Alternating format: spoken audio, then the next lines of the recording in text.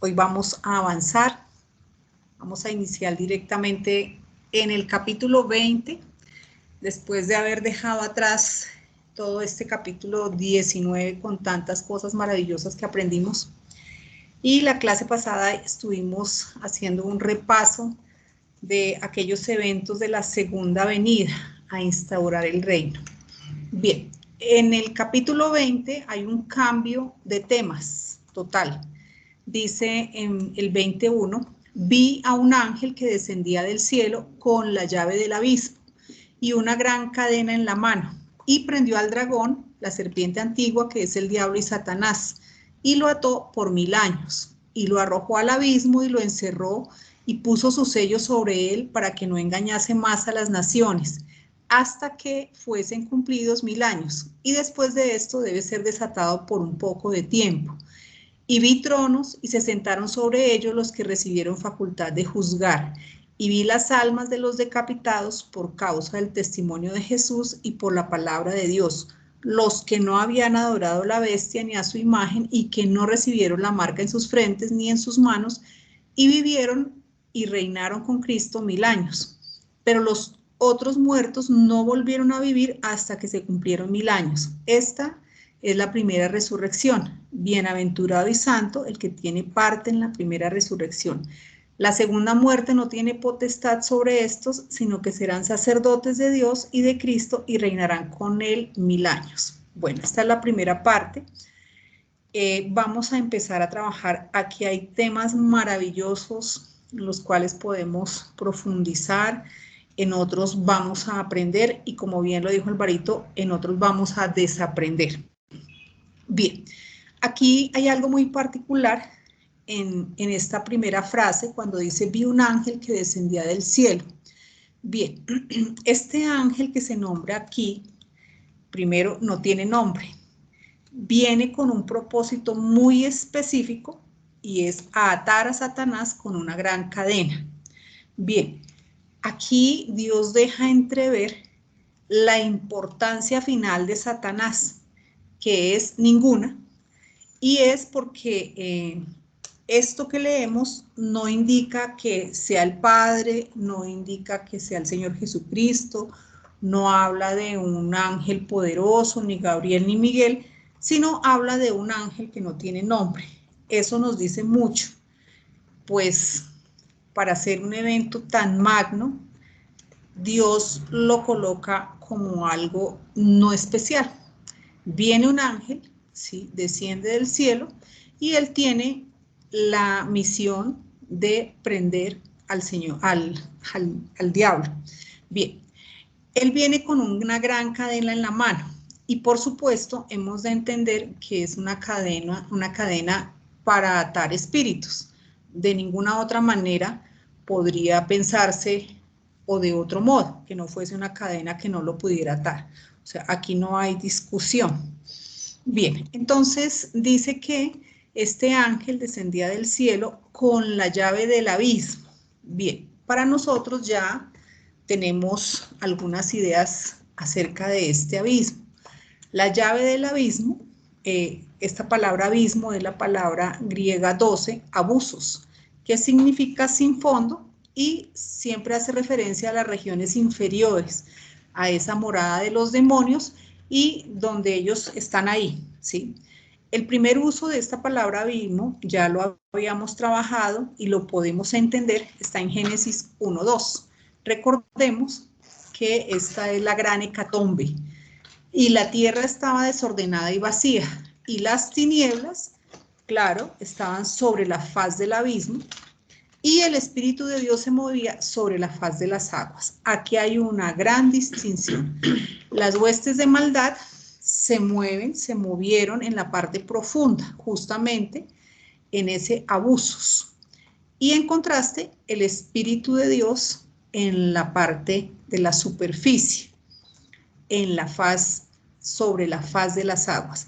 Aquí inicia la gran división, la cizaña y el trigo, de la cual hemos visto que desde todos los tiempos Dios hace una gran separación.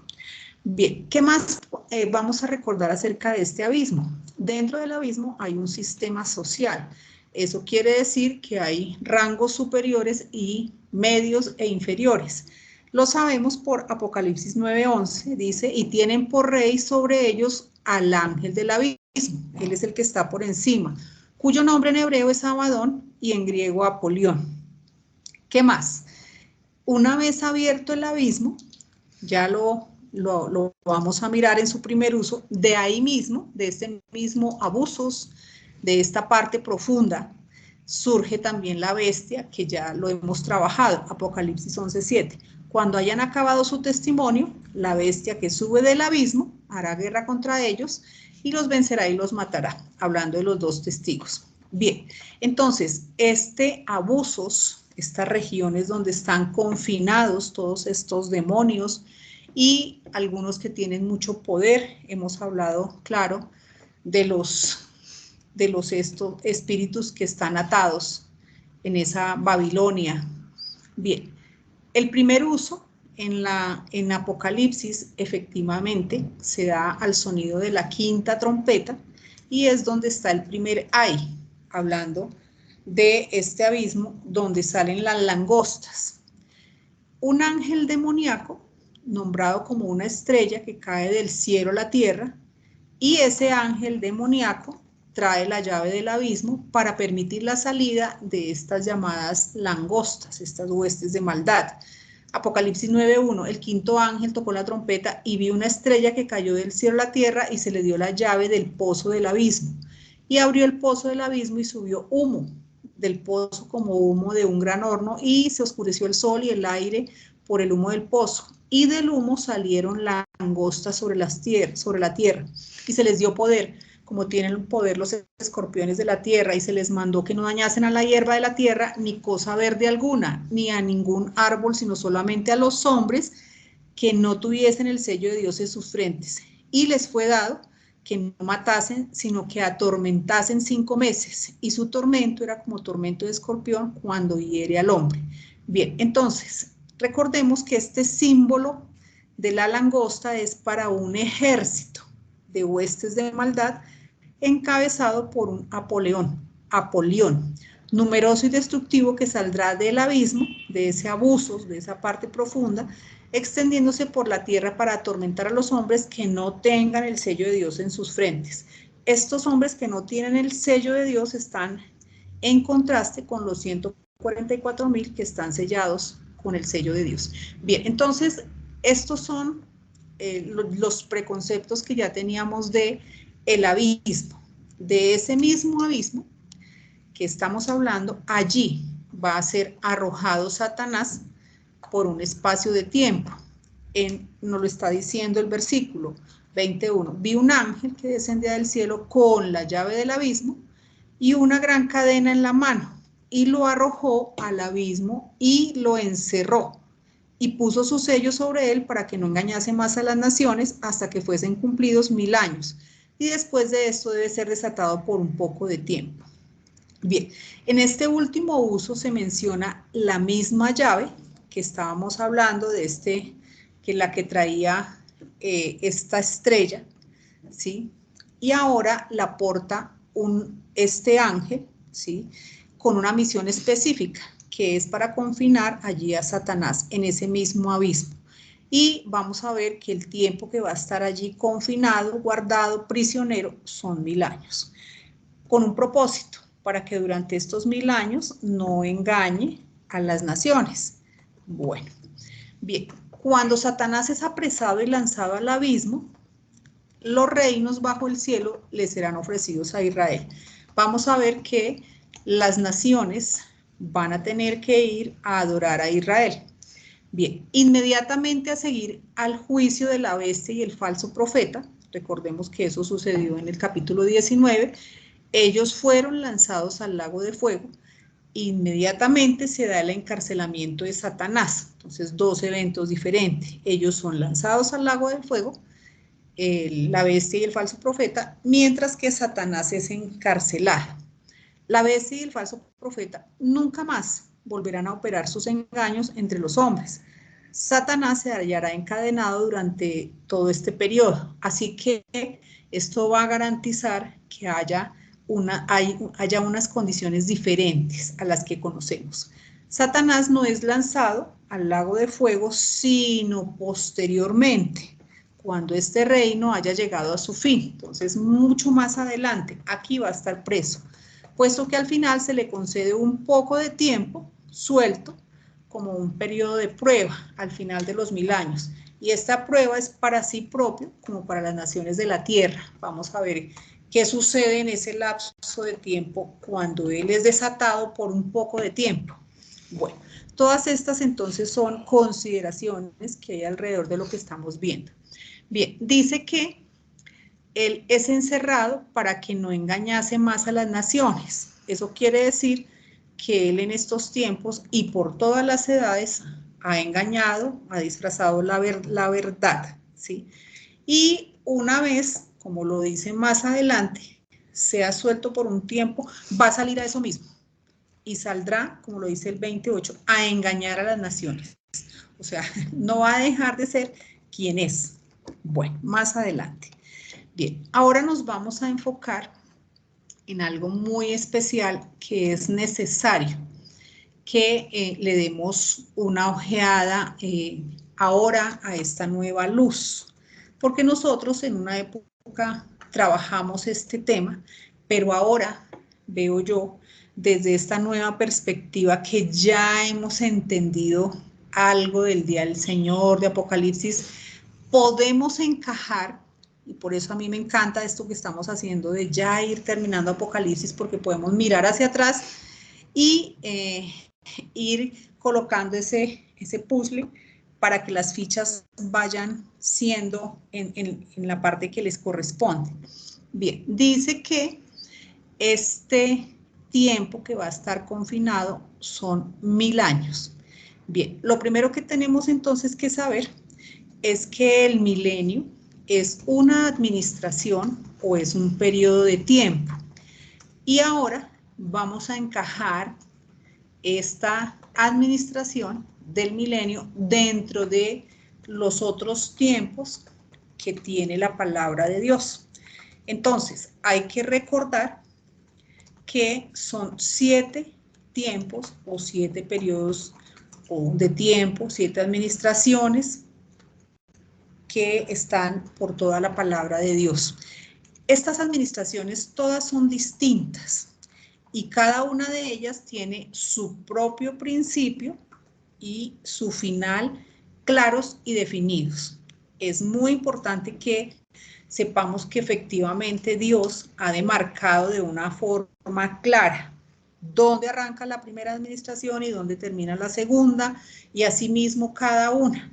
Así que esto es bellísimo poder ver cómo la palabra se va abriendo ella sola. Bien, de pronto algunos nombres que tenemos acá no estamos tan familiarizados. Esto es parte de un estudio de Bullinger que está dentro de lo que él habla de cómo disfrutar la Biblia. Entonces es muy especial y ya con el paso del tiempo vamos a recordar que sí no lo sabíamos. Bien, son 7 administraciones. Como tal, la primera administración teocrática corresponde al tiempo de la inocencia o del paraíso. La segunda administración, la patriarcal, que es después de la caída del hombre y antes de la ley. La tercera administración es la administración legal, dada solamente a Israel bajo la ley. Nosotros siempre hablábamos de la administración de la ley. La cuarta administración es esta presente en la que estamos hoy, que es la administración de la gracia. Está disponible tanto para judíos como para gentiles por igual. Bueno, la quinta administración es la del juicio, o la de los juicios, la denominada el Día del Señor, que es preparatoria a la restauración de todas las cosas dichas por los profetas. Es la que le da la entrada. La sexta administración es la que estamos trabajando, la del milenio. Y la última es la administración de gloria, o la llamada estado eterno. Entonces, 7 recordemos que es el número perfecto, 7 periodos de tiempo diferentes, cada uno con un comienzo y un final muy definidos y tienen sus propias características. Entonces, este tiempo del milenio como tal es un periodo de tiempo definido. Bien, aquí hay algo maravilloso que es importante que entendamos. Esta es una presentación que hace Bullinger acerca de las 7 administraciones y dice que se pueden ilustrar así. Entonces, fijémonos que ellas tienen unas letras, ahorita más adelante le pedimos el favor a Juan, que pues él trabaja esta forma de presentar, tiene un nombre específico, y tenemos A, el estado edénico, que es la inocencia, edénico es de Edén, B, la humanidad en su totalidad, hablamos del tiempo patriarcal, C, Israel, que está debajo de la ley, D, la iglesia de Dios, hablamos del gran secreto, la dispensación de la gracia en la que estamos, luego, miren, volvemos a tener C, Israel y los juicios, luego tenemos B, la humanidad en su totalidad, hablando del milenio, y otra vez A, el estado eterno. ¿Qué quiere decir esto? Que estas administraciones se corresponden, es decir, hay una primera que corresponde con otra, hay una segunda que corresponde y así sucesivamente. Son complementarias. En este caso, la primera, que es el estado de inocencia, está correspondida con el estado eterno, la de la gloria. La segunda, que es la patriarcal, con la sexta, con la del milenio, que es la que estamos viendo. La patriarcal y la milenial, vamos a ver que tratan con toda la humanidad o en su totalidad. Luego la tercera, que es Israel debajo de la ley, y la quinta, no, perdón, la tercera sí, y la quinta, que es Israel bajo los juicios o el día del Señor. Y algo genial, la cuarta ocupa una posición central y se mantiene solita. No le corresponde ninguna, sino ella es sola. Ahora vamos a mirar cómo es esta correspondencia, por qué arranca en un lado y termina en otro y cuáles son sus características. Y allí vamos a poder ver que, claro, tienen muchas cosas en común y por eso Bullinger hace esta correspondencia. Bueno, muy bien. Entonces, lo primero que dijimos es que la primera administración se corresponde con la séptima, es decir, el estado edénico o lo que nosotros antes llamábamos el paraíso, la inocencia, está correspondida con el estado eterno, que es la gloria, la última. Bien, ¿en qué se corresponde? Primero que todo, cada una está caracterizada como divina en sus orígenes y principios. La primera es antes de la entrada del pecado, ya lo vamos a ver. Y la última, después de acabar con el pecado. Por eso es que se llama de inocencia, porque no había en esa primera parte, y entonces tenemos que ver bien dónde comienza y dónde termina, porque uno siempre dice la del paraíso y se imagina que es todo, de pronto todo Génesis. No, dijimos que Dios tiene muy claro dónde comienza y dónde termina, para poder ahí ver las características. Bien, entonces, la administración del paraíso, que es la primera, tiene su inicio en Génesis 1:26. Entonces dijo Dios, hagamos al hombre a nuestra imagen, conforme a nuestra semejanza, y señoree en los peces del mar, en las aves de los cielos, en las bestias, en toda la tierra y en todo animal que se arrastra sobre la tierra. Bien, aquí es muy específica. ¿Dónde termina? Termina con que ellos estaban ambos desnudos, Adán y su mujer, y no se avergonzaban. hasta ahí no había pasado nada. Vamos a mirarlo ahorita. Solamente en estas dos administraciones se da la inocencia del hombre. Es decir, en esta primera, aquí Adán y Eva aún no habían pecado, estaban en completa comunión con Dios. Y vamos a ver que en la última, que también es la de la gloria, se caracteriza porque tampoco va a haber pecado. ¿Qué más caracteriza a estas dos administraciones? La presencia de Dios. Entonces, mientras el hombre fue creado y se mantuvo en comunión, ahí estaba la presencia de Dios con ellos. Lo mismo va a ocurrir en la última administración. En el estado eterno o de gloria tampoco va a haber pecado y, por supuesto, la presencia de Dios va a estar ahí. Dice, Adán estaba directamente debajo de la administración divina y bajo la tutela del propio Dios. Dios, pues, era su maestro y le estaba dando a conocer su obra maravillosa. Recordemos que Dios era quien le enseñaba todas las cosas. Dios visitó a Adán en ciertos momentos y determinados tiempos, con sonidos audibles a través de los cuales el hombre sabía de su presencia. Eso lo podemos ver en Génesis 3:8, efectivamente, cuando se encontraban al aire del día, él sabía de la presencia. Dios se acercaba al hombre con el único propósito de enseñarle. Recordemos que Dios trajo a los animales a la presencia de Adán para instruirlo, y fue Adán quien nombres, además Dios le dio una compañera, bueno, y muchas más cosas que no nos lo nombran, pero que Dios hizo.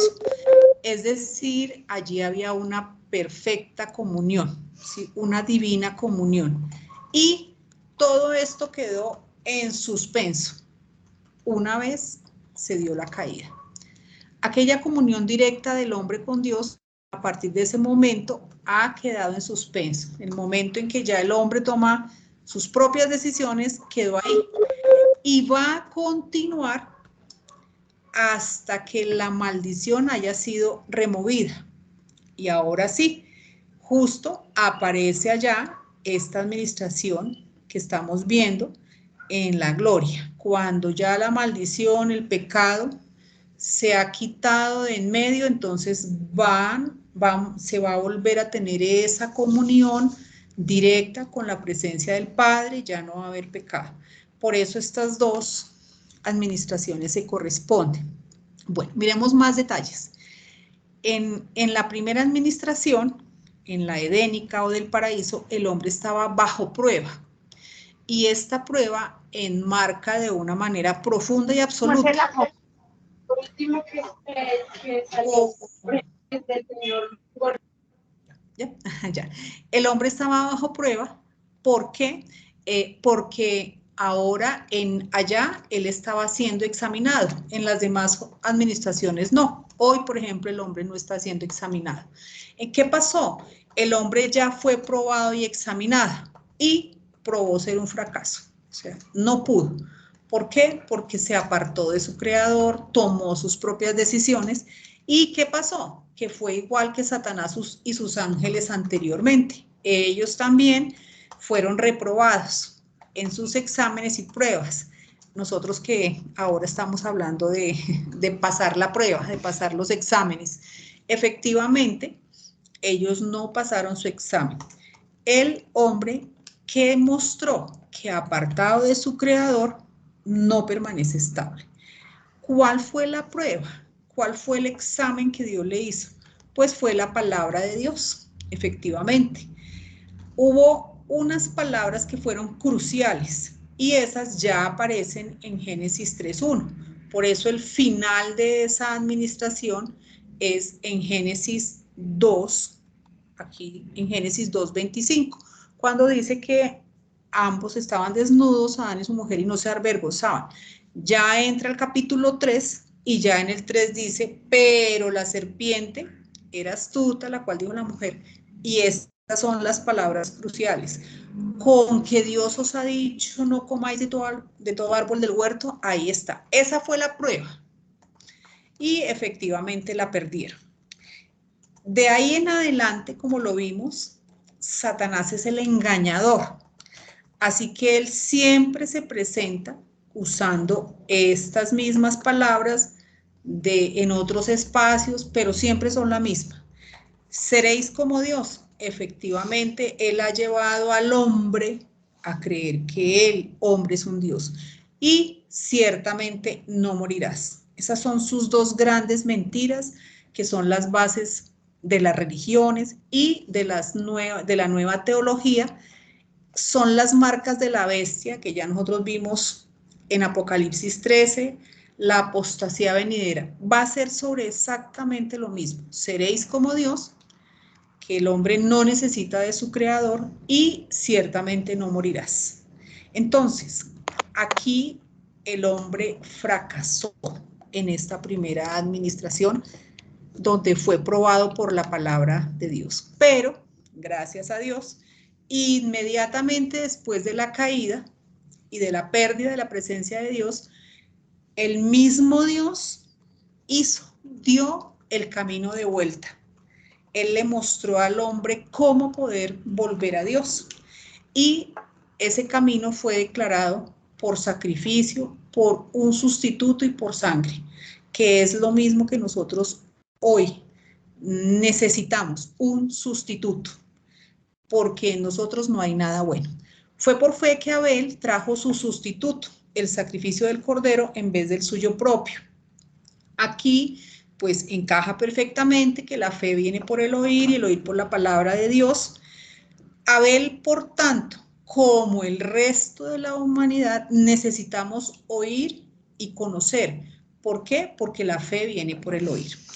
Una vez que el camino de vuelta a Dios fue abierto, se manifestó la desobediencia del hombre, claro, y no quiso entrar por el camino que Dios colocó, sino por su propio camino. Entonces aquí ya podemos entender que hay efectivamente dos caminos. El camino de Dios, que fue el que Abel tomó, y el camino del hombre, que fue el que Caín inventó. Uno es de Dios y el otro es de los hombres. Ahí está la diferencia. Uno es por fe y el otro es por obras. Uno es de Cristo y el otro es religión. Uno es por la gracia de Dios y el otro es por méritos. Me encanta ver este resumen porque viéndolo así, totalmente concreto, no hay nada más que añadir. O se toma el uno o se toma el otro. El que Caín inventó, el que es por fe o en el contraste por las obras. Uno es Cristo y otro es religión. Ahí no hay nada más que hacer. Uno es por gracia y el otro es por méritos. Entonces, inmediatamente después que el hombre cae, el amor de Dios es tan grande que Él da la solución, que es el camino de vuelta. Cómo el hombre puede regresar directamente a Dios, y coloca ese sustituto por medio de ese sacrificio, por medio de la sangre, que ya sabemos que es el Señor Jesucristo. Bien, entonces, todo esto pertenece a esta primera administración. De la última administración, que es el estado eterno, que se corresponde, porque ya vimos que en esta administración no va a haber tampoco el pecado, va a estar la presencia de Dios. Pero con respecto a la séptima administración, este estado eterno, no se conoce nada, realmente. Esto que estoy diciendo, y lo único es que comienza con los nuevos cielos y la nueva tierra. Pero acerca de su fin no se sabe ni qué va a pasar, nada. Así que Dios nos deja, sé que Él tendrá cosas maravillosas en esta administración. Bueno, cielos nuevos y tierra nueva, y un nuevo comienzo, porque ni este cielo que está actualmente, ni sobre el cual se va a trabajar en el milenio, va a ser un cielo nuevo y una tierra nueva. Así que estas son las dos primeras correspondencias la administración del paraíso o la edénica se corresponde por sus características a esta última administración que es la gloria o el estado eterno. Bien, vamos con la segunda correspondencia y es el tiempo patriarcal, la administración patriarcal que se corresponde con la milenial. Por eso estamos trabajando este tema, porque sabemos que el milenio es una administración y que es la posterior, inició con los patriarcas y va a terminar con el milenio. ¿Por qué se corresponden? Porque ambas tratan con toda la humanidad. Fijémonos la diferencia. En la primera pues estaba únicamente el prototipo, digámoslo de alguna forma, Adán, el hombre, ¿sí? Adán y Eva eran los únicos. Dios estaba tratando con ellos directamente. En esta segunda administración ya se trata con la humanidad en su totalidad, los involucra. El gran principio con el cual se trató a la humanidad fue de manera colectiva, pero en este punto ya se habían perdido las enseñanzas divinas.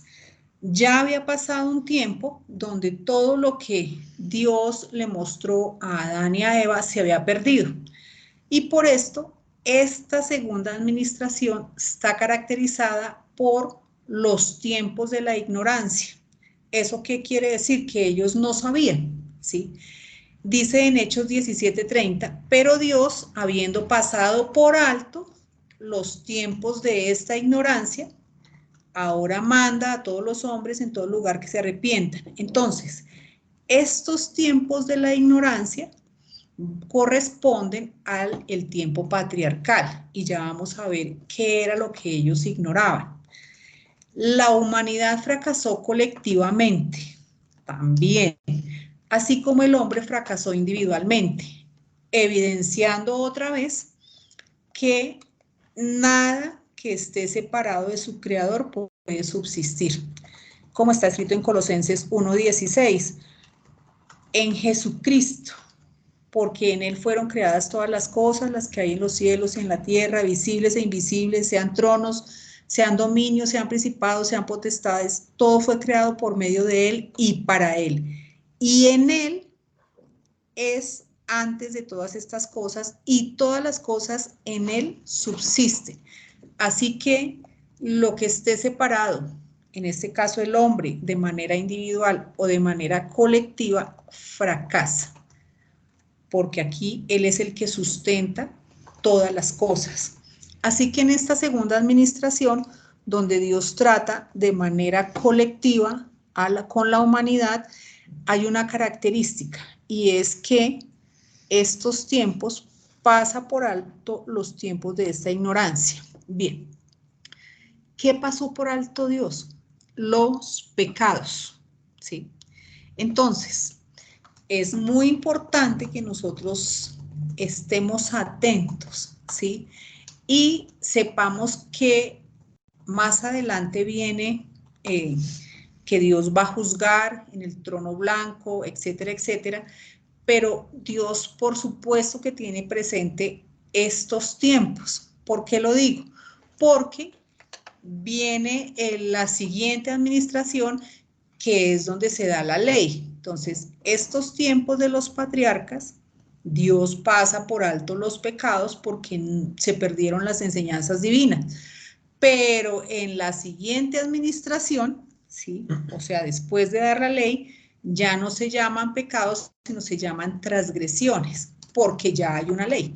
Entonces, está claro, por tanto, que estas dispensaciones o administraciones deben ser correctamente divididas, pues también los juicios futuros de la humanidad, que son los que vamos a ver más adelante en el trono blanco, donde van a ser separados los cabritos, las ovejas, todo esto está basado aquí, entre los periodos de tiempo. Hay periodos, ojo, este periodo de tiempo que es de los patriarcas, que es sin ley, y el que viene, que es debajo de la ley. Entonces, fíjense que aquí hay una gran distinción. Y la misma palabra lo tiene en cuenta. En Romanos 12:2 dice, porque todos los que sin ley han pecado, refiriéndose a esta administración patriarcal, sin ley también perecerán. Y todos los que bajo la ley, viene la tercera administración, que es la ley, que es para Israel, han pecado. Por la ley también serán juzgados. Entonces, es muy importante tener en cuenta estos periodos de tiempo bien definidos. La segunda dispensación, que sucedió a la caída, se gobernó por la ley patriarcal, ¿sí?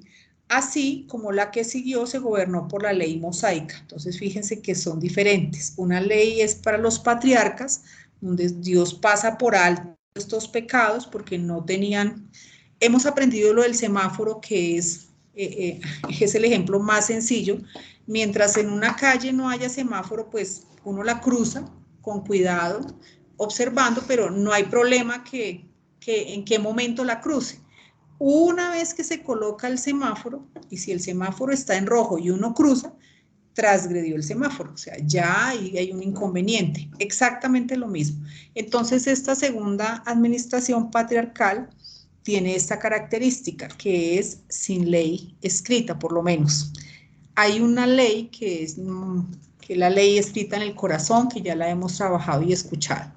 Bien, entonces, esta dispensación patriarcal, que es sin ley, se corresponde con la milenial. Aquí está la correspondencia, la administración del milenio, que es donde la humanidad vuelve a ser tratada en su totalidad, y cuando se habla de eso es que entran todos. Miremos que en el milenio hablamos de los judíos, de los gentiles, de las naciones, no es específica para un grupo o para una persona.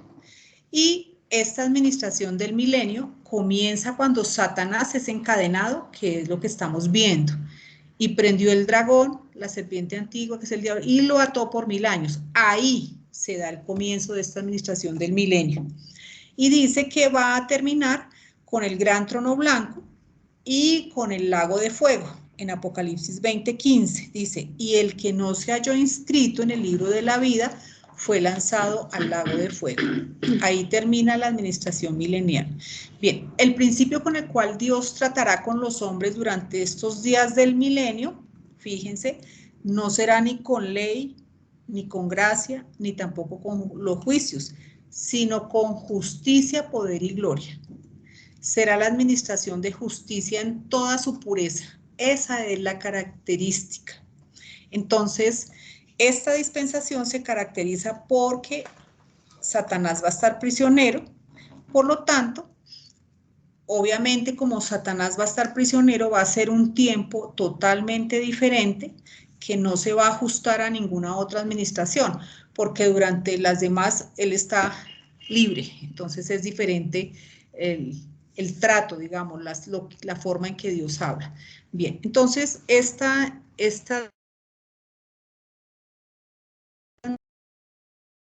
la patriarcal y la milenial se corresponden. Bien, vamos para la tercera administración, que se corresponde con la quinta. Y la tercera administración es la ley, pero es específica para Israel. Recordemos que la ley no fue dada al mundo, ni fue dada a los gentiles, fue única y exclusivamente para Israel. Por eso se llama la ley mosaica, la que trajo Moisés.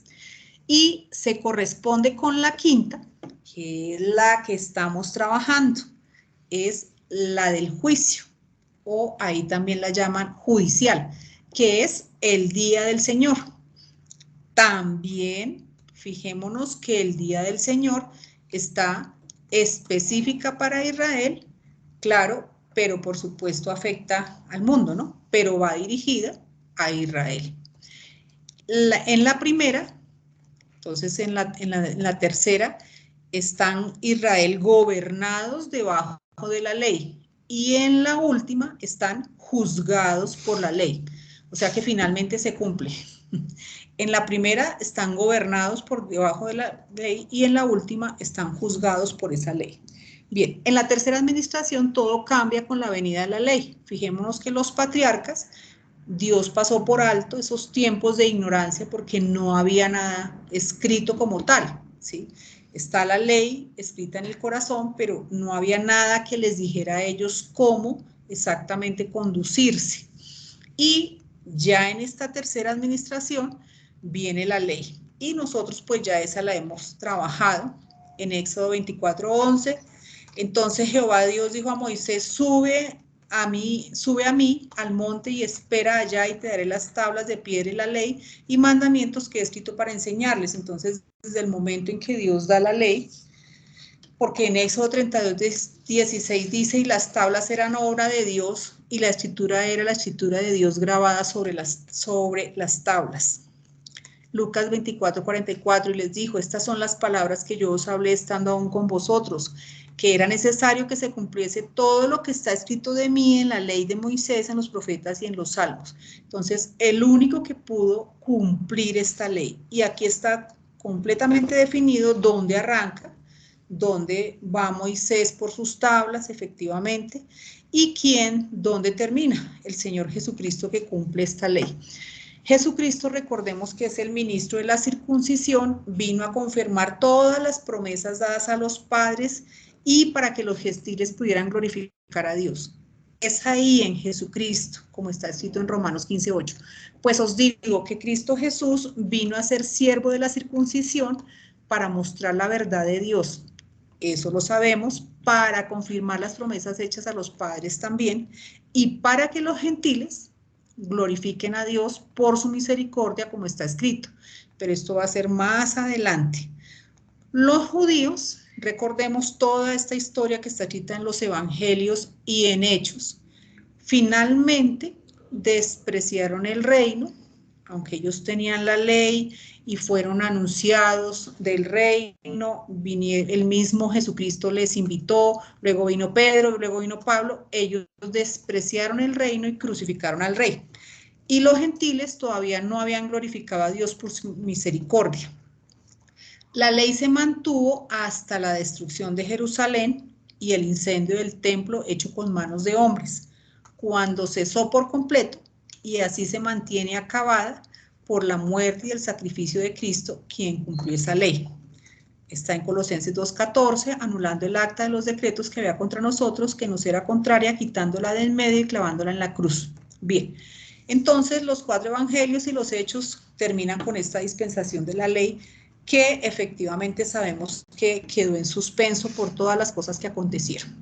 Entonces, esta ley, esta tercera administración bajo la ley, se corresponde con lo que estamos viendo ahorita en Apocalipsis. Claro, el día del Señor, el día de los juicios, va dirigida específicamente también a Israel, ¿sí? Y son los juicios. Pasa de nuevo Israel a ser el objetivo principal. Cuando la iglesia, el cuerpo cuya cabeza es Cristo, haya sido recibido arriba en gloria, que ya sabemos nuestra epifanía, los días de gracia hayan acabado, entonces Israel será tratado no ya debajo de la ley otra vez, sino bajo el juicio. Ahora sí, ellos van a tener ese juicio.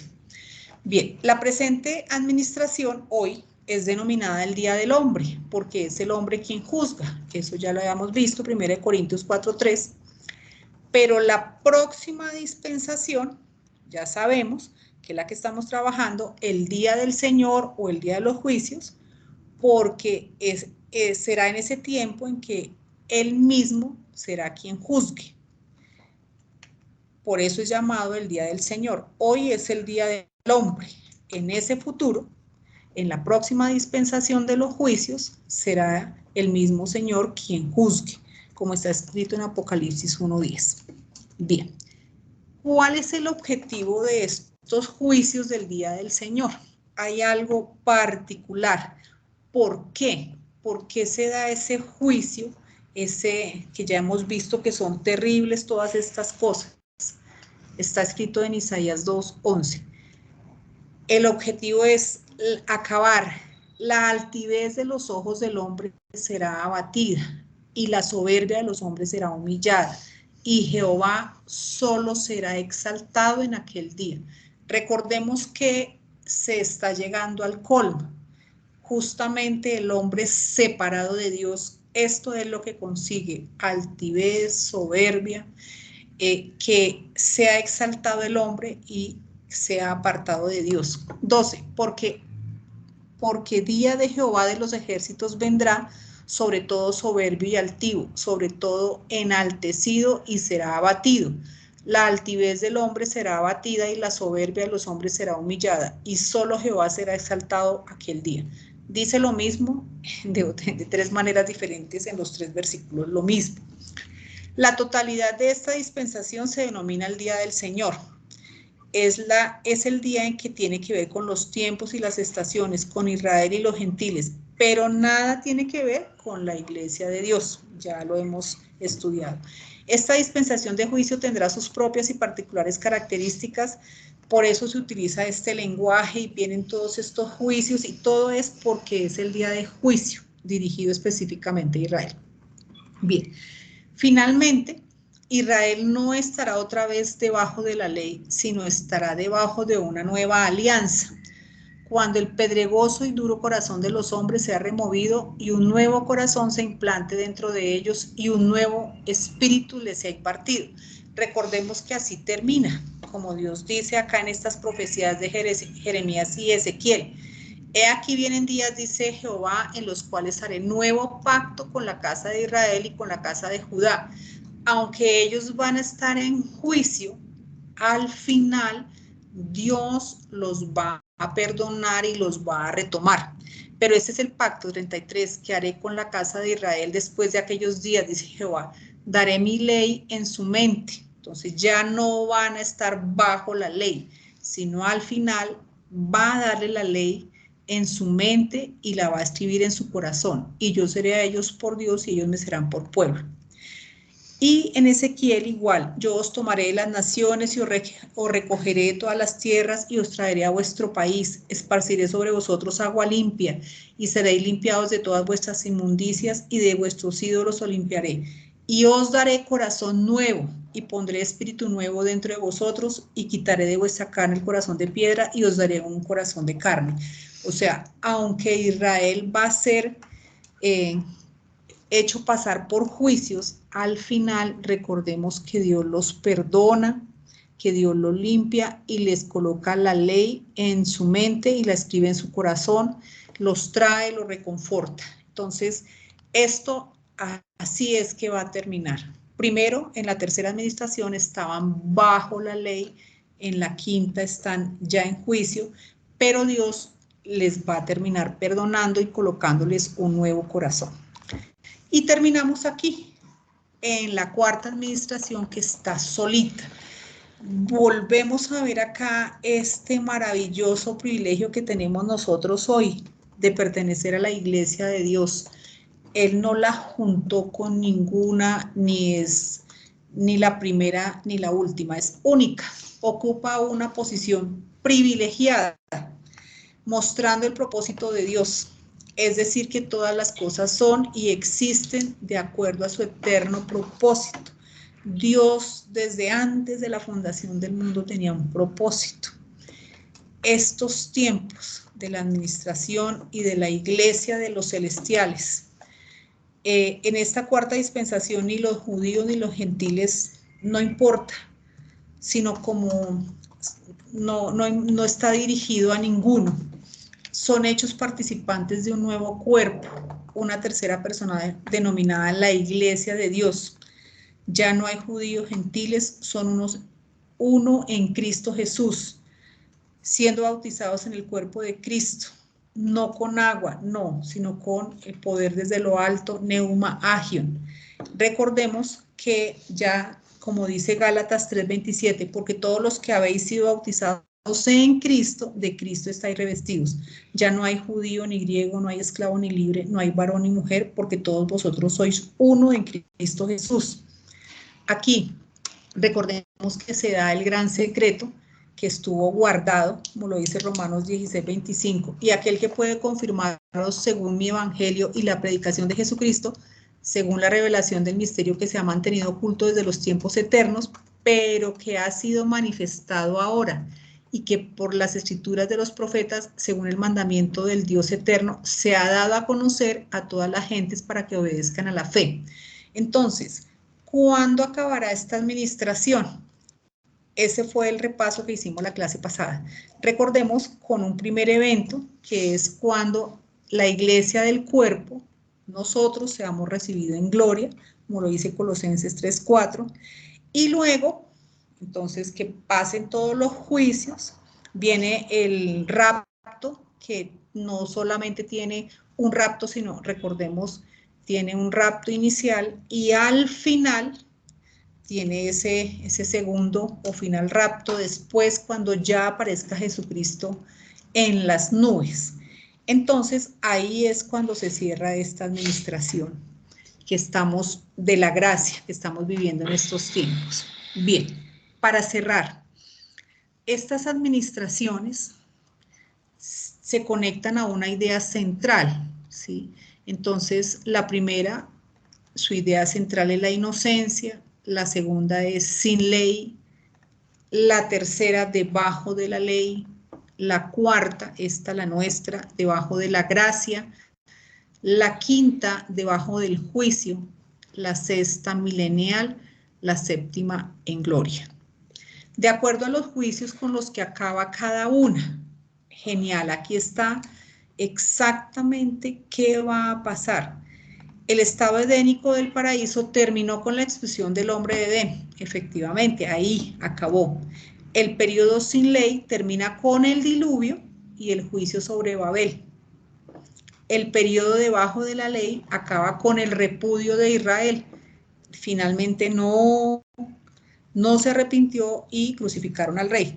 La dispensación de la gracia acabará con el rapto de la iglesia, con el día del Señor, lo que acabamos de mirar. La dispensación del juicio finalizará con la destrucción del anticristo.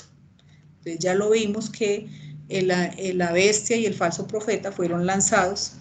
El milenio con la destrucción de Satanás y el juicio del gran trono blanco. Y la séptima no tendrá fin. Entonces es muy importante en el estudio que venimos trayendo que nosotros podamos ir mirando estas administraciones que en algún momento por allá habíamos conocido, ahora tienen sentido porque ya sabemos cuál es la administración del juicio, de los juicios. Antes no podíamos saberlo porque no entendíamos. Entonces, bueno, eso era lo que tenía para compartir. Juan.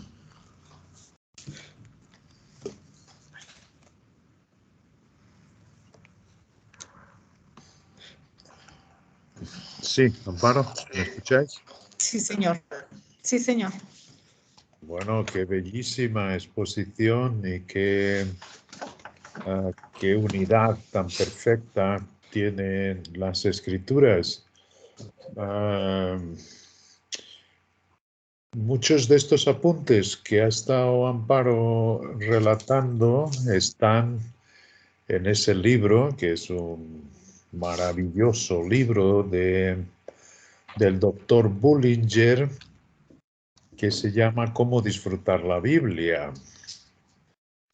Y ahí es donde él expone, pues, lo que hemos visto, las administraciones de nuestro Dios.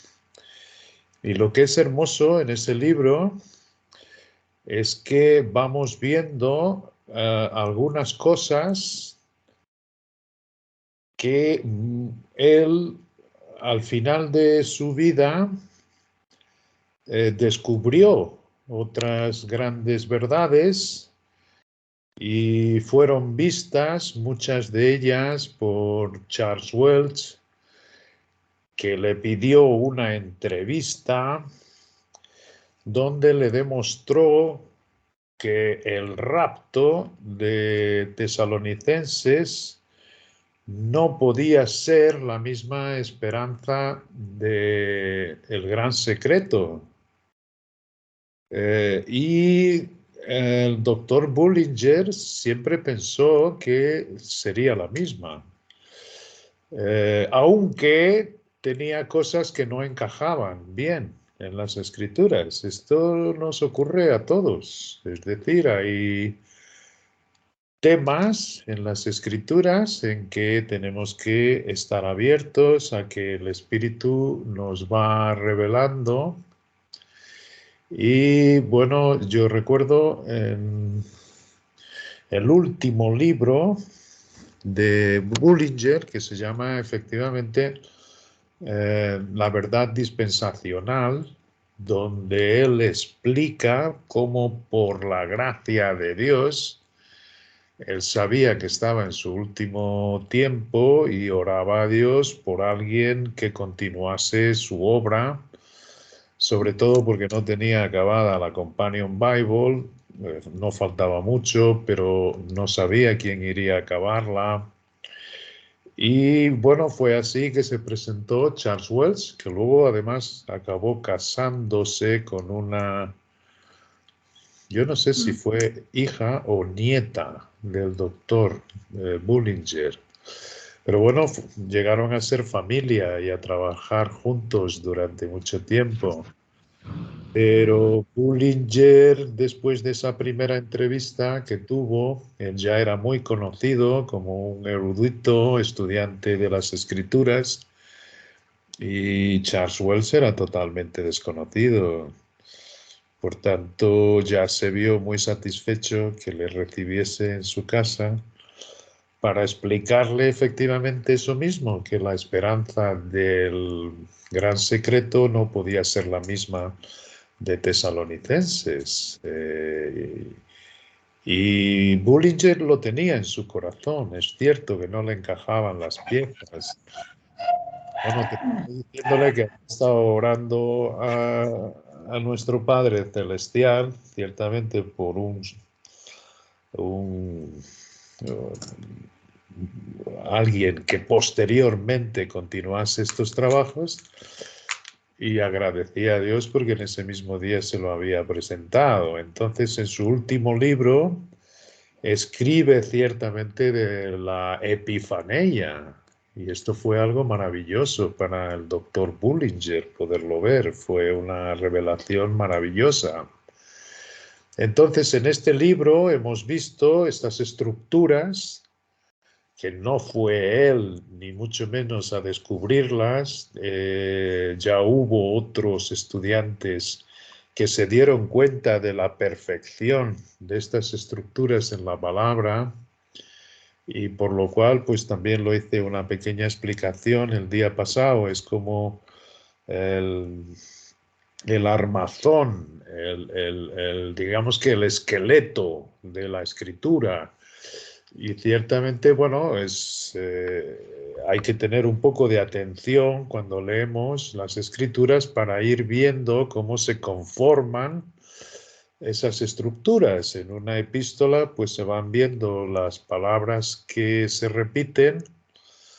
Y también expliqué eso. Normalmente el saludo inicial corresponde con la despedida, y después los temas que va tratando se corresponden muchas veces a la manera que lo ha presentado Amparo en las administraciones, las 7 administraciones, que vino a saberse posteriormente, y Bullinger lo reconoce al final de su vida. Es que la del medio de la gracia comporta la iglesia del gran secreto, efectivamente, pero también comporta otro llamamiento que es, digamos, el que está referido en el Evangelio de Juan. El Evangelio de Juan fue escrito posterior a la muerte de Pablo, por tanto, posterior a sus 7 últimas epístolas donde explica el gran secreto. Y ahí se deja ver otro llamamiento al mundo entero. Y se cumple específicamente que lo que ha leído Amparo, de que ya no hay judío, ya no hay gentil en este llamamiento, Israel no es tomado en consideración y está abierto para que todo aquel que en él cree no se pierda, mas tenga vida eterna. Pero también se sabe que es una esperanza distinta la que está corriendo al mismo tiempo del gran secreto. Asimismo, el gran secreto la conforma exactamente igual un grupo de miembros de la Iglesia que es su cuerpo, que han reconocido en Efesios su esperanza, que tiene por distinción haber sido escogidos antes de la fundación del mundo, lo cual eso nadie se lo suponía, que todas sus bendiciones están en los lugares celestiales, por tanto no hay bendición ninguna aquí en la tierra, sino que todo es donde Él ahora mismo está sentado a la diestra de Dios con el Padre, y se llama la plenitud de aquel que llena todas las cosas en todos. Por tanto, es la plenitud, y como está escrito en ese estudio que he enviado hace poco, por supuesto que nuestro Dios no requiere de miembros ningunos que sean los humanos, pero lo que es cierto es que la cabeza estaría incompleta sin su cuerpo. Y por supuesto, eso sí lo entendemos, el cuerpo se quedaría completamente desfalcado si no tuviese la cabeza. Así que imaginaros el privilegio que tiene este llamamiento en particular del gran secreto. Pero, como os digo, al mismo tiempo corre en paralelo otro llamamiento de que todos los que en él creen no se pierdan, mas tengan también la vida idónea. Sin embargo, esos tendrán su esperanza particular. Y es genial porque Bullinger estuvo siempre indagando sin llegar a entender ciertamente qué era la esperanza de tesalonicenses, hasta que ciertamente Charles Wells le dijo la gran diferencia que había entre las 7 primeras epístolas que escribe Pablo y las 7 que escribe en prisión, que es donde da a revelar este gran secreto, y en el cual yo estoy convencido que estamos a recibir esta luz maravillosa de parte de nuestro Padre, no por nuestros méritos, sino dejándonos ver todos los beneficios que nuestro Señor Jesucristo consiguió con el sacrificio de la cruz. El abrir ese camino directamente al sitio donde Él se encuentra, en aquel lugar santísimo, del que nosotros sabemos los tipos y las sombras por las descripciones del tabernáculo que aquí le hacía escribir, le hacía construir a Israel. El tabernáculo no era más que un tipo y una sombra de todo el sistema de nuestro Dios y Padre. Por eso había el lugar santísimo donde solamente se le permitía la entrada al sacerdote y siempre con sangre, lo cual era un tipo efectivamente que en aquel lugar solo tenía acceso nuestro Señor Jesucristo. Con él, pues fijaros que ese es el sitio que le da a revelar a Pablo, en el cual nosotros hemos sido sentados juntamente con él. Esta es la fe que nos ha llegado, está escrita y está escrita para todo el mundo. Sin embargo, no todo el mundo acepta esa distinción y entonces cogen los 4 evangelios o cogen como su administración. Algunos se llaman el Israel de Dios, otros se llaman, es decir, no han creído efectivamente ni han separado lo que Dios llama el gran secreto en las Escrituras. Y es maravilloso. Es maravilloso porque cuando nos damos cuenta de esto, cuando nos damos cuenta que este gran secreto estuvo oculto en nuestro Dios y Padre por todos los tiempos y generaciones, entonces tenemos que darnos cuenta que no vamos a encontrar nada de él en el Antiguo Testamento. No vamos a encontrar nada de él en los Evangelios, que es los relatos, los cuatro aspectos del ministerio de nuestro Señor Jesucristo cuando estuvo aquí en la tierra. No podemos encontrar nada del gran secreto ahí. Si dice, y es verdad, que siempre se mantuvo en oculto y escondido en Dios, en todas las generaciones y todos los tiempos. Tampoco podemos encontrarlos en el libro de Hechos, que es la expansión de la Iglesia de Dios de ese tiempo particular.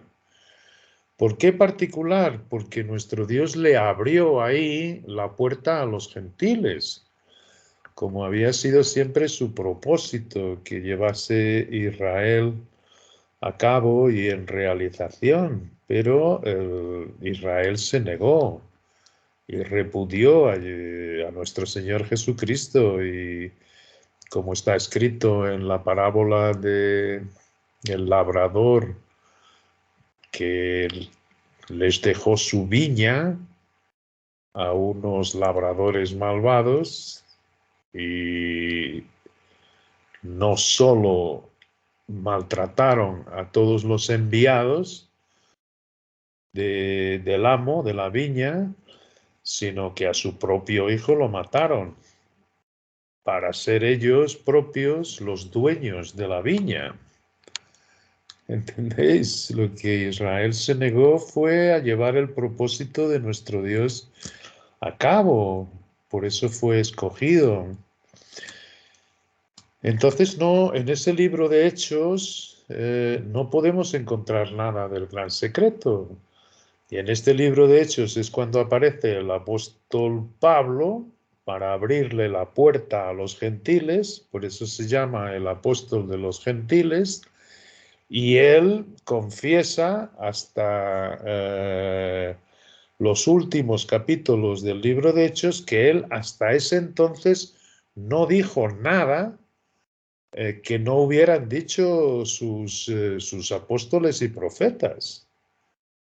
Por tanto, ninguna de las epístolas que Pablo escribió durante ese tiempo, es decir, el libro de Hechos son los viajes de Pablo a los gentiles y de Pedro a los de la circuncisión. Hubo aquella división, y hubo aquella división también en las clases de apóstoles y profetas. Había los que se dedicaron a predicar el reino de Dios a la circuncisión, y hubo los que se juntaron con Pablo en Antioquía llevando esa misma palabra también a los gentiles. Pero la predicación era el reino de Dios. Es exactamente lo que estamos viendo. Cuando por fin la predominancia de Israel, como dice el último libro que se escribió antes del gran secreto, que es Romanos, y cuando en ese libro se dice que el judío seguía siendo primero. Es decir, en todo aquel proceso, los gentiles que se estaban sumando al proyecto de nuestro Dios reconocían que Israel seguía siendo primero. y lo que estaban era los gentiles siendo injertados a la esperanza de Israel. A la esperanza de Israel, donde hubo enseñanzas, doctrinas maravillosas, donde se descubre ciertamente que hay ese tal rapto de aquellos que sean tomados por dignos, que también había dicho nuestro Señor Jesucristo, para no pasar por la hora de la gran tribulación, y que serían retirados. Hemos visto que estos son los que se llaman la iglesia del primogénito, que son los remanentes que se han mantenido fiel a través de todas las administraciones con nuestro Dios, y también los que vayan a aparecer en el tiempo del Apocalipsis. Bueno, pues todos esos ciertamente tienen ese tal rapto. A otros, como nuestro Señor Jesucristo les dijo, que no hagan parte de ese rapto, les pide que llegada la hora de los juicios, y para huir a la persecución y a las terribles amenazas que van a soportar en ese tiempo de los juicios, pues van a tener que huir al desierto. Y ahí ciertamente es cuando se hace muy válido la oración del Padre Nuestro, porque van a tener que ser alimentados en el desierto, aguardando por nuestro Dios y siendo protegidos angelicalmente, pero realmente con bastantes angustias van a ser alimentados con el maná. El maná va a volver a caer a estos que se queden en el desierto. Y otros se quedarán para atrás, no irán al desierto. Todos estos son grupos y que se van haciendo muy claros. Pero todo esto que ya nuestro Señor Jesucristo habla sobre todo en Mateos, que es cuando más habla del reino, de los que van a huir al desierto, de los que no pasarán por esa hora, de los que se queden para atrás. En fin, todo eso no hace nada parte del gran secreto. Cuando ya digo, por fin se llega a que Pablo a los judíos de la dispersión manda reunirlos en Roma, y también les vuelve a predicar el evangelio del arrepentimiento, porque se precisaba exactamente eso. Nuestro Señor Jesucristo había sido repudiado, y todo el libro de Hechos lo que hay es una nueva invitación, y que Él estaba dispuesto a volver y comenzar efectivamente todo lo que estamos viendo del día del Señor y la venida de Jesucristo en aquel momento. Por eso todo se esperaba inminente en Corintios. Todo esto se esperaba primero porque los profetas no habían hablado nada. ¿Qué sucedería si Israel se recusase a aceptar esa tal segunda invitación? Y de hecho los milagros y las señales que los apóstoles hacían en ese tiempo, comenzó Israel a juntarse. Se juntaban cada día a la iglesia un número importante. Por tanto, Pablo hablaba de esta tal venida del Señor muy próxima.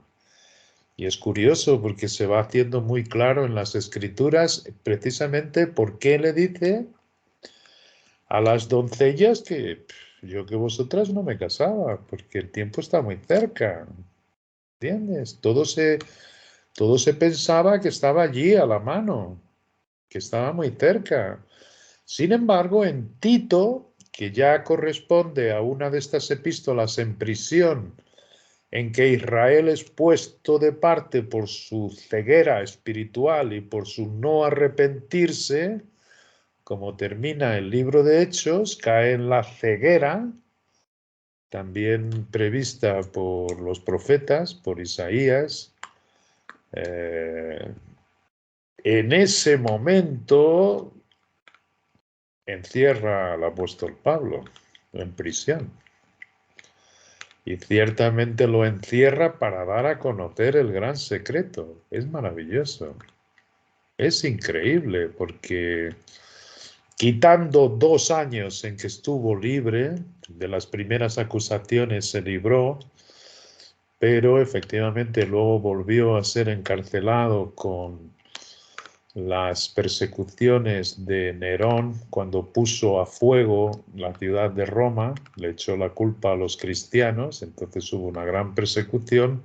Ahí lo meten por segunda vez en la cárcel y es cuando escribe primera y segunda de Timoteo y Tito, y ahí sabe que le van a cortar la cabeza, y ahí es cuando dice: he terminado mi carrera y me espera la corona.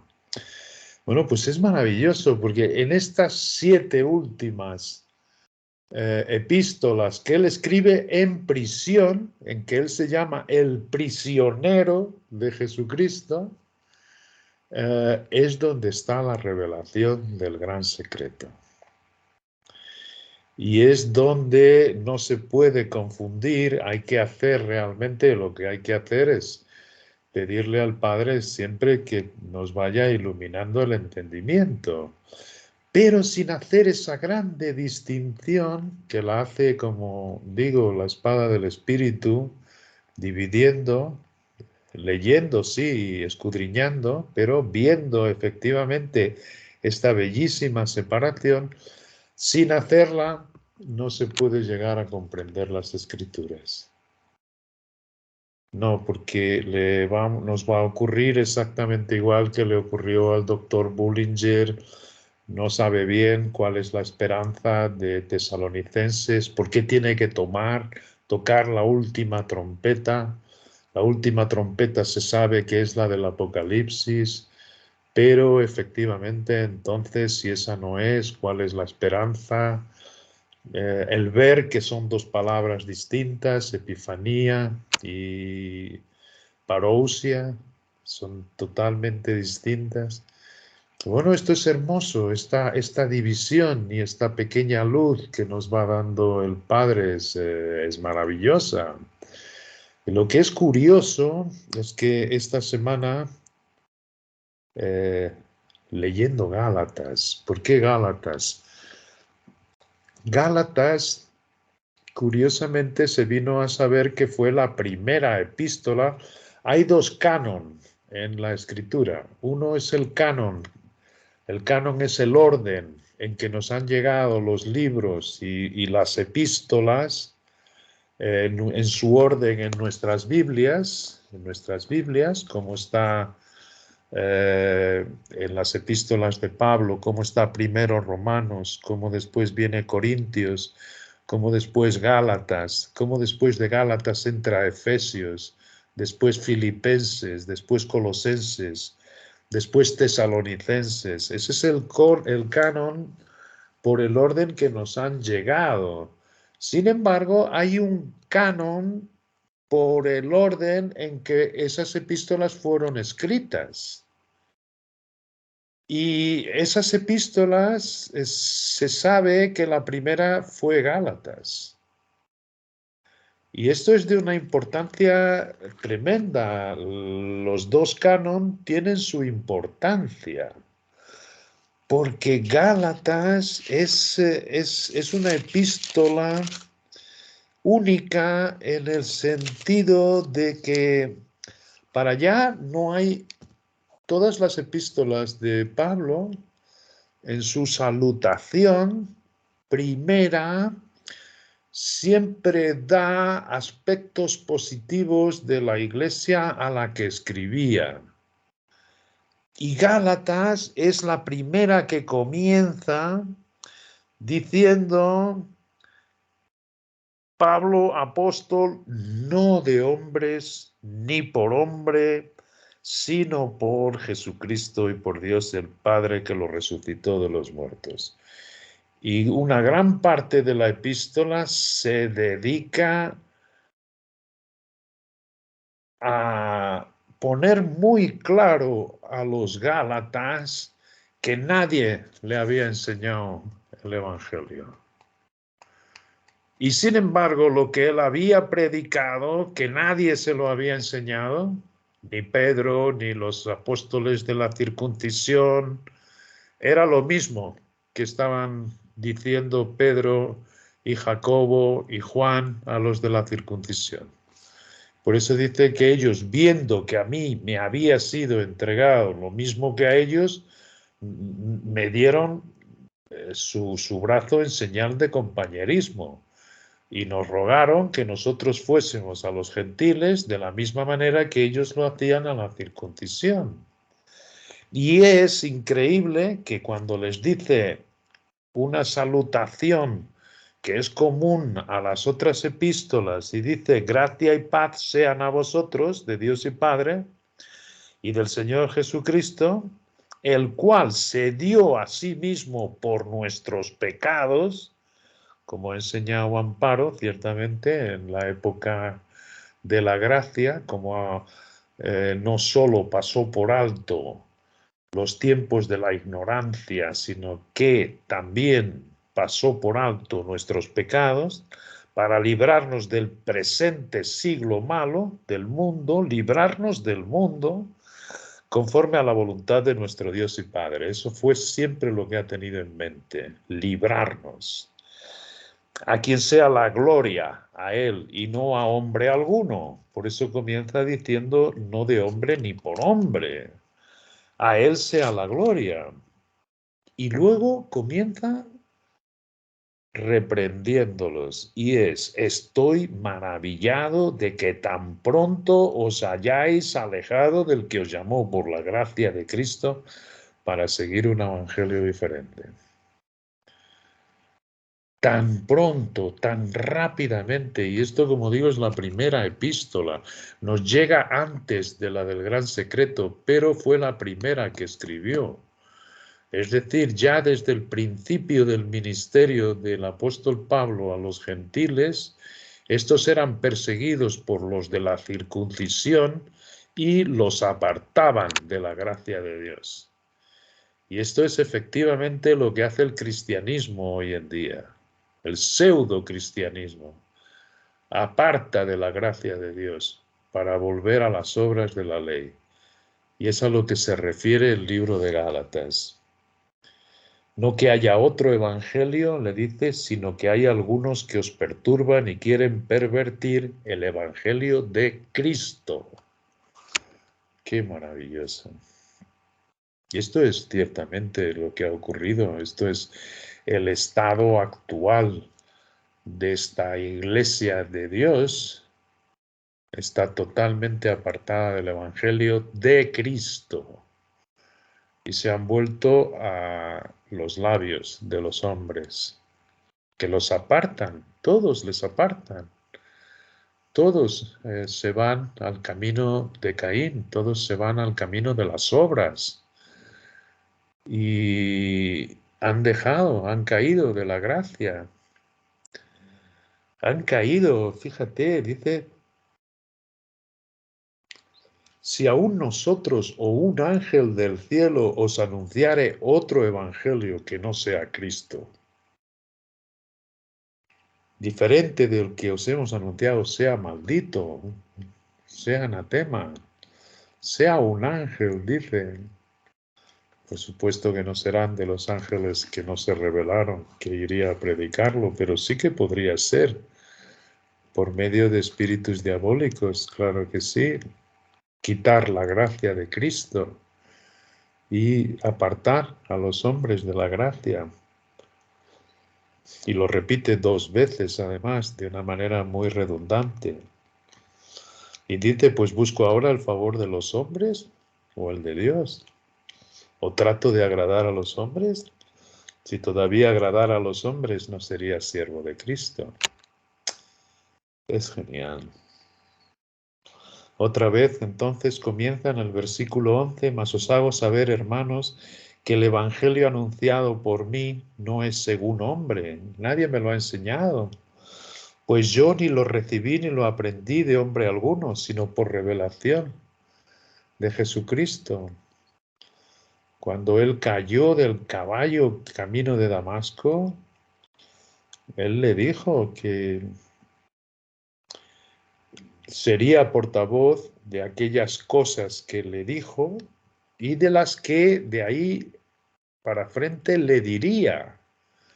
Y es maravilloso porque hasta el final del libro, de hecho, él contó las cosas que le dijo Jesucristo directamente.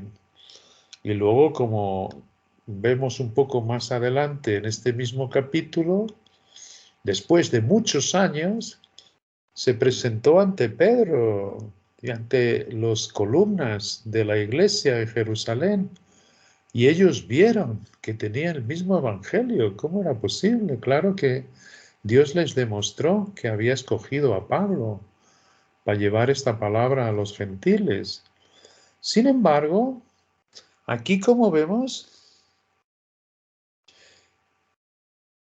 viendo todos estos de la circuncisión que le había dado Dios el ministerio de la palabra para los gentiles, tenemos entonces en el capítulo 2, versículo 11, que cuando Pedro vino a Antioquía le resistí cara a cara, Pedro, porque era de condenar lo que estaba haciendo.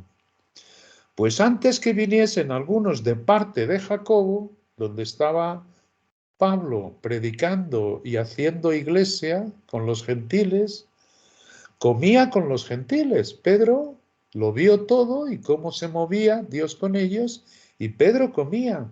Pero después que vinieron, pero antes que viniesen algunos de parte de Jacobo, y después termina diciendo, pero después que vinieron estos de parte de Jacobo, que era columna de la iglesia.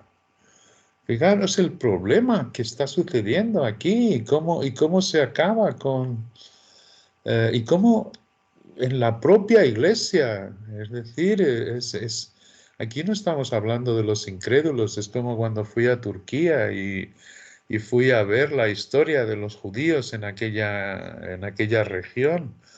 Y se sabía que había habido una gran persecución por esos judíos, pero no por los incrédulos ni por los que allí vivían, sino por sus hermanos que venían del territorio. Es impresionante, fijaros. Pero después que vinieron se retraía y se apartaba porque tenía miedo de los de la circuncisión, de los suyos propios. Pedro era un apóstol de la circuncisión. Y venían sus propios hermanos y para hacer guerra a Pablo. ¿Por qué? Porque estaban celosos. Porque estaban celosos, porque no querían que Pablo estuviese a darle esos privilegios a los gentiles, cuando había sido siempre el gran propósito de nuestro Dios. Es increíble. ¿Y qué es lo que pretendían? Pretendían que los gentiles se circuncidasen para que guardasen la ley.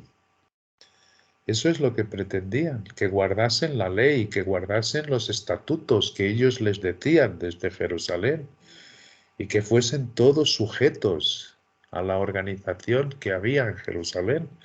Estaba todo cayendo y esto es del libro de Hechos.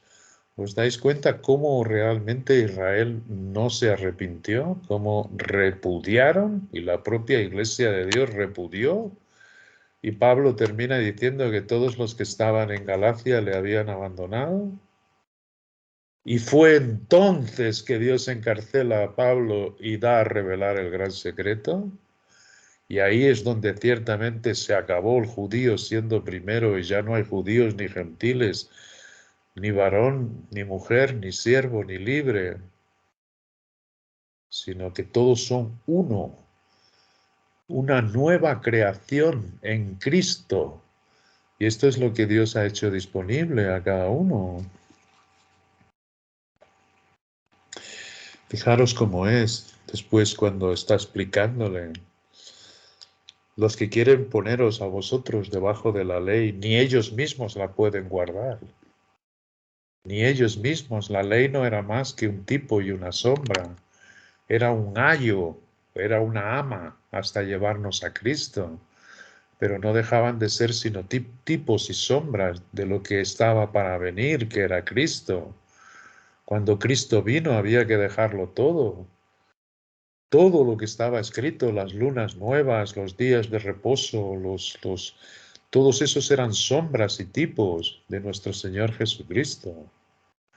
Nosotros ahora podemos, como aquí dice en el versículo, en el capítulo 2, versículo 20,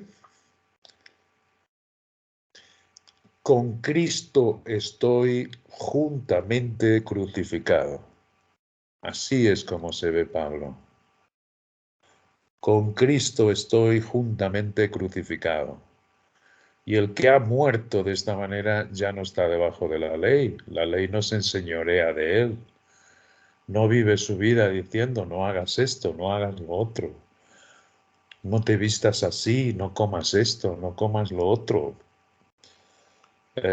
Hay el día de descanso y hay el día para el Señor y hay... No, Él ha muerto a todo esto. En el 19, en el anterior, dice, porque yo por la ley soy muerto para la ley, a fin de vivir para Dios. Con Cristo estoy juntamente crucificado, así es como se veía Pablo. Y ya no vivo yo. Esto es, el que tenga falta de sabiduría, que se la pida a Dios, que da abundantemente. Y esto es algo que no hay que esperar años y años. Esto es algo ciertamente de leerlo, pedirle a Dios sabiduría, por supuesto, y recibirlo. Ya no vivo yo, mas vive Cristo en mí. Y lo que ahora vivo en la carne, lo vivo en la fe del Hijo de Dios. Esto es algo maravilloso porque tiene que ver con el mirando a cara descubierta como en un espejo la gloria del Señor, vamos siendo transformados de gloria en gloria. Y este es el culto voluntario y razonable de cada uno. Aunque bien dice que ahora vemos por espejo oscuramente, porque se refiere a los espejos del tiempo de Pablo. Eran hechos de latón, eran hechos de bronce, bruñido, o sea, se hacían verdaderas láminas muy finas, pero era una lámina en lo que se podían ver un reflejo. Imagínate, los rayos de luz pues reflejaban muchísimo en tu propia imagen. De ahí que se decía que vemos por espejo oscuramente, enigmáticamente, es la traducción inglesa. Pero entonces veremos cara a cara. Lo que vemos de una manera desfocada actualmente es una esperanza maravillosa de que cuando Él salga de aquel sitio donde está sentado a la diestra del Padre y se ponga en pie en aquel lugar de gloria, en ese momento aparecemos con Él. Esa es nuestra epifanía. ¿Cómo vamos a creer esto si no es el Cristo que llevamos dentro que nos explique y que nos haga ver la gran diferencia con la esperanza de segunda y primera de Tesalonicenses? Es maravillosa. ¿Por qué? Porque Tesalonicenses se escribió en el tiempo de los Hechos, cuando el judío continuaba siendo primero, antes de ser repudiado en su ceguera y puesto de parte. Por eso es que es hermoso que en los juicios nuestro Dios vuelve a retomar sus usos con Israel. Cuando acabe este tiempo de la gracia, en que estos dos llamamientos van mano a mano a todo el mundo y ciertamente entre ellos a los miembros de un cuerpo muy selecto que es el cuerpo del gran secreto. La iglesia, que es su cuerpo. Es maravilloso, pero aquí ciertamente todo esto que Pablo está enseñando en Gálatas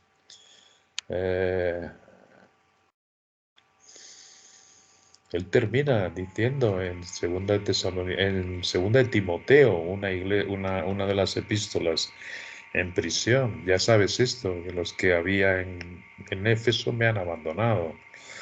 Galacia era la región donde estaba Éfeso.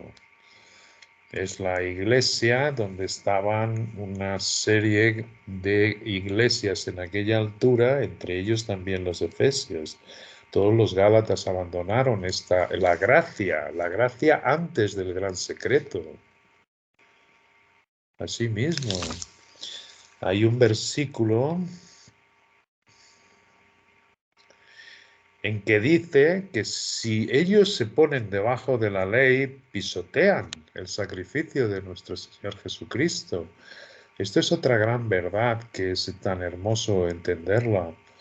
Es decir, si nosotros lográsemos, por lo que estos creyentes actuales y del tiempo de Pablo querían, que guardasen la ley, como se llenan la boca de decir, tenemos que amar más, tenemos que permitir a Dios entrar en nuestra vida y ser útiles y provechosos para los demás y tenemos que dejar que el amor y el perdón seamos generosos.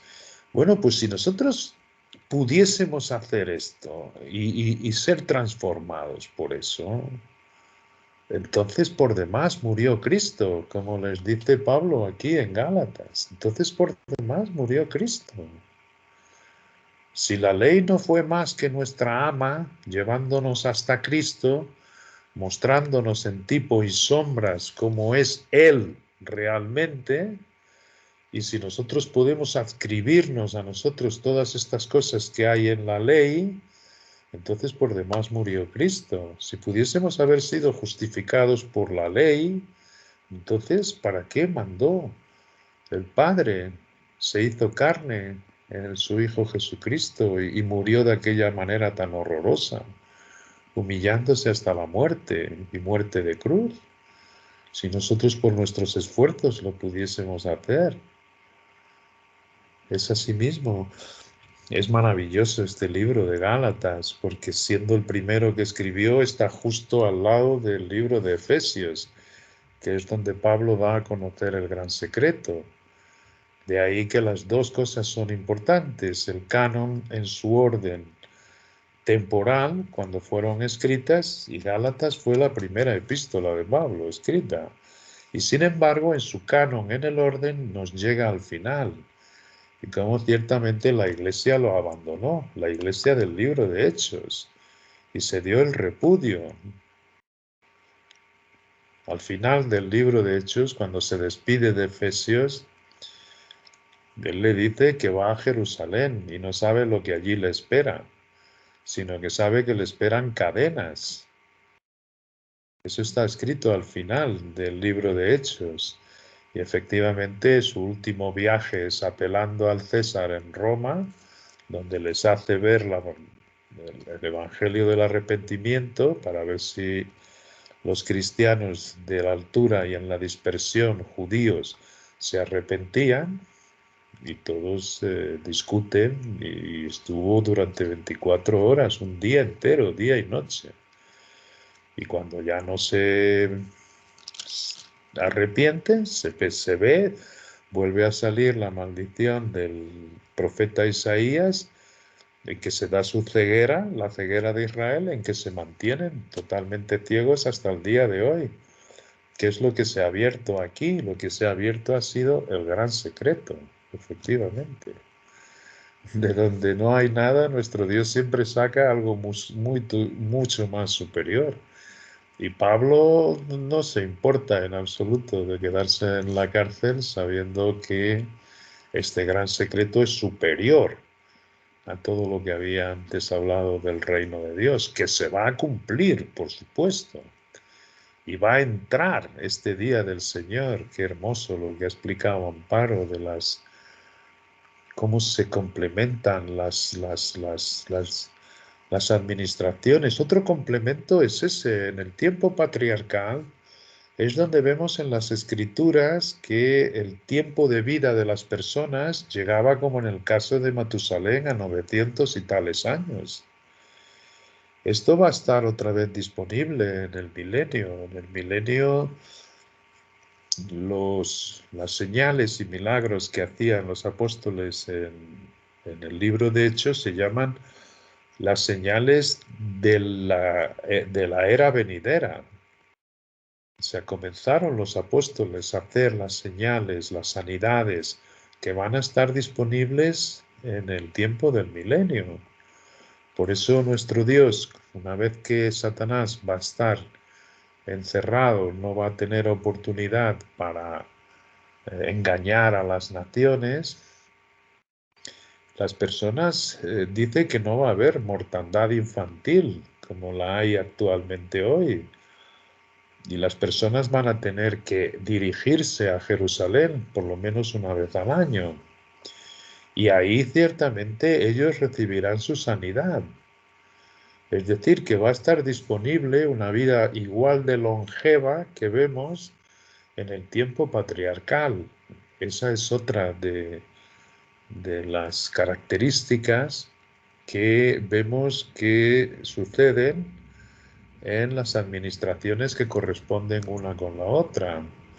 Y a esto es lo que se llama la estructura, ver cómo hacen la correspondencia, no solo de la Biblia entera en estas administraciones, sino cada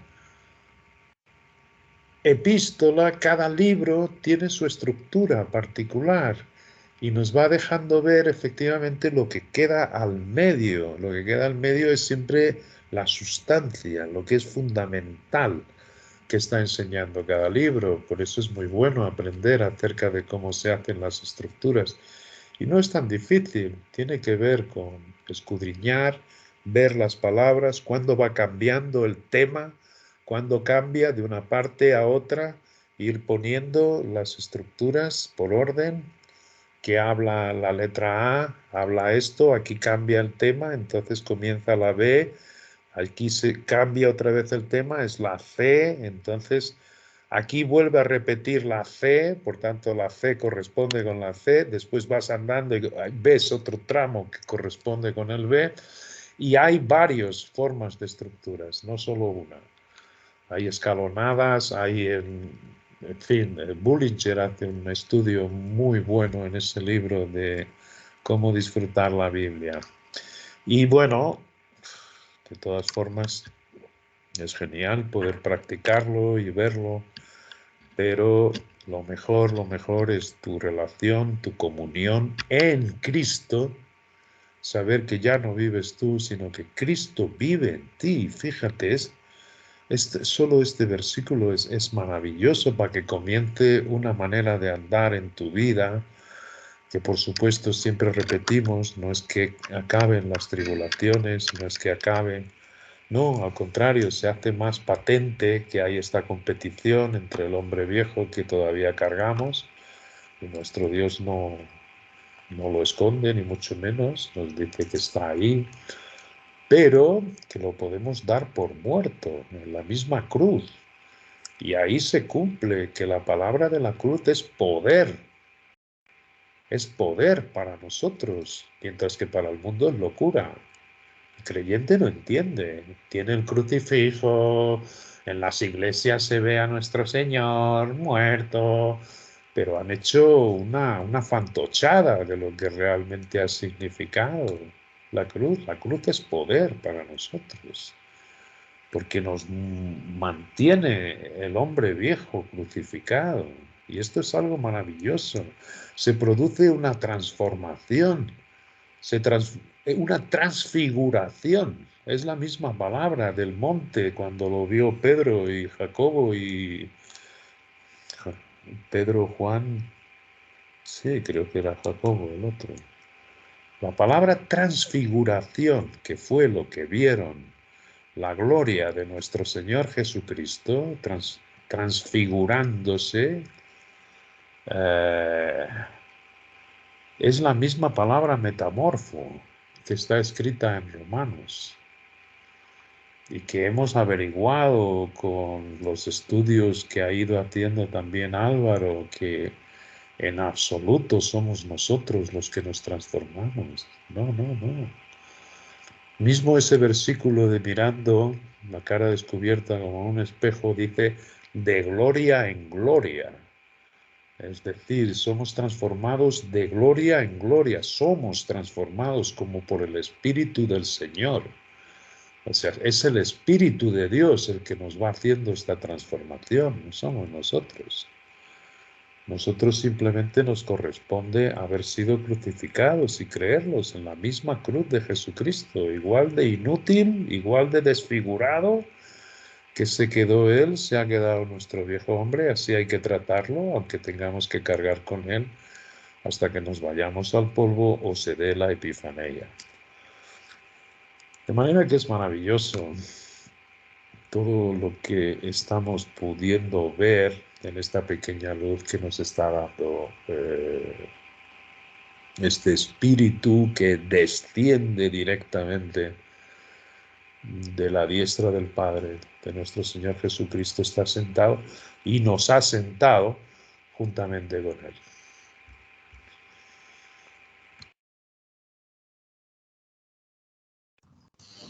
Bueno, así mismo es, Juan, crucificados.